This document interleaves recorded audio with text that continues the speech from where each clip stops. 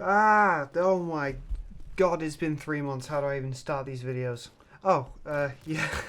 Welcome back, everyone. My name is Penny. How have you been? And welcome back to another episode of Being Inspired by Jschlatt, even down to the upload schedule. I'll address what's happening with this channel at the end, but for now, let's get into purpose, back to our regular fake deep content. In the past month, I had an experience that changed everything for me, and it's motivated me enough to come back to this channel after ditching it for 3 months. I've said on this channel multiple times how invested I am in my career, and it paid off on a small scale for the first time, which was crazy. I was invited to a 3-hour meeting / course thing, which, to be honest, I dominated. I was like prime Shaquille O'Neal in there.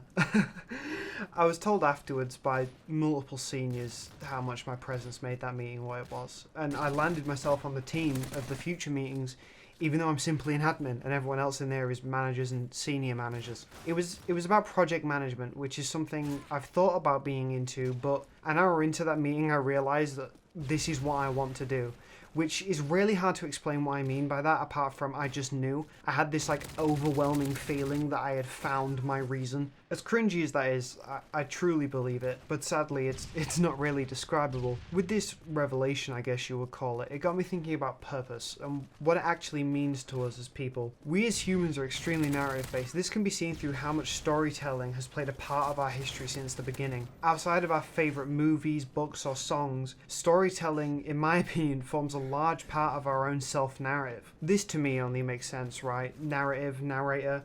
Well, if you could see me, I'm doing air quotes to show the parallels between the two, but I'm sure you get what I mean by now. Dr. Viktor Frankl was an Austrian psychiatrist whose book Man's Search for Meaning established a whole new school of therapy in the mid to late 20th century. He was a real baller and fucked up the game for a while.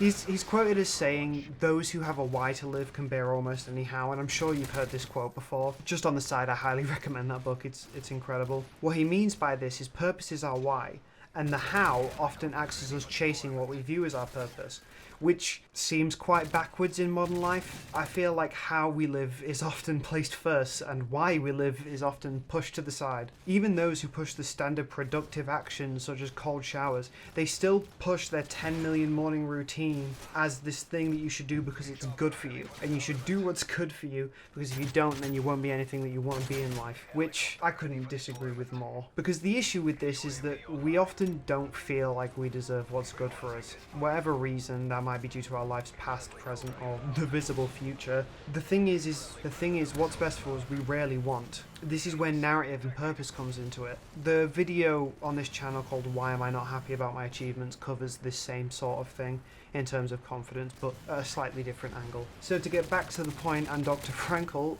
what's your self-narrative? If I ask you to pause now and say what your story is from right now, of course it'll be informed by a past. You aren't just a new person in this moment dribbling on themselves, at least I hope not, but informed by your current life, what's your direction, what's your purpose, and how do you feel about it? I think most, including me, depending on my mood, would be quite negative about this, or most likely have no answer at all. We are generally meaner to ourselves than others, as we have all of the information on us. You've got the dossier, you've got the spy notes, you know exactly what to do to beat yourself up, which means we can craft whatever self-punishing narrative we want. And believe it too. We can craft a believable one. I say this to say you will eventually become what you think you are. If your self-view is that you're a loser, whatever that means to you, there's a high chance you'll become that. You'll be tested, and that self-confidence will inform your actions. A steadfast self-narrative, especially a positive one, can act as a base that'll keep you planted in times of turmoil, which are sure to arise, such as a part of life, am I right? Motivation is fleeting, and self-flatulation is often confused with discipline now. I think the reason many of us struggle to stick with things is the lack of reason or the self-respect to do so, which in my opinion both can be fixed with narrative. I've spent a lot of this video so far reframing my words in hope of making it understandable, but I think this is probably the best way I could do it. For those of you who've had a self-destructive phase in their life, which I think is most people, do you remember how focused you seemingly were in yet a negative sense? Everything was filtered through the same negative lens. Every action and moment fit the narrative that you had for yourself at the time. This can exist in the opposite way, but it's obviously much harder to come across naturally, where you can naturally find yourself spiraling. Referring back to the loser thing, most of our day-to-day life is done at a level of subconsciousness. Like when you're walking to school, you don't think about each and every step you take because you're either insane or have crippling anxiety.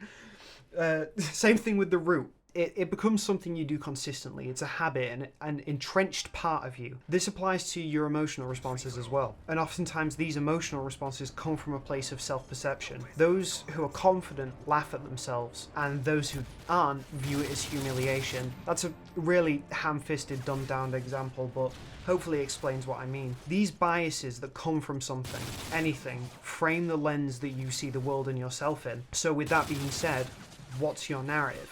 The story is up to you. I'd be negligent not to mention the discovery part of this. I think self-discovery is one of the hardest things most people will do. Sitting yourself down and exposing your own biases to yourself requires many honest conversations, and can leave you feeling lost at times, but it will pay off in the long run, and it's something that most people are too scared to even touch. That chest in the corner, people really don't want to open because they know what's in there and they're scared that they can't close it. Finding purpose, as in discovering something that you care about enough to do for the rest of your life, which when you find it, you'll be able to tell. And no, it's not being a YouTuber, you're just creative and don't like working. That sentence was for 16-year-old me, don't worry. You just want an easier life. But that can't be found in a lack of responsibility. Purpose comes with responsibility, as you have something to adhere to, and if it's real, it won't feel forced. People often cite responsibility in a work will set you free context, which is really not what I mean. I'm no Peterson. I'm a 21-year-old in his room playing Call of Duty. Anyway, that responsibility will help with feeling valuable, but it's a cycle and it's got to start somewhere. And if the purpose/responsibility lies in self-destructive thoughts or behaviours, you're sure to sabotage it, or yourself. Confidence doesn't start from nowhere. It starts with a healthy goal achieved that was done out of love, not hatred, especially not self-hatred. Combining that with a self-narrative you're happy with and believe, I'm sure you'll do well. I'll be sure to let you know how it turns out. Anyway, it's been nice speaking to you all again. I don't know when and where I'm going to appear on this channel, but pull over if you're tired. I've been Penny, and bye.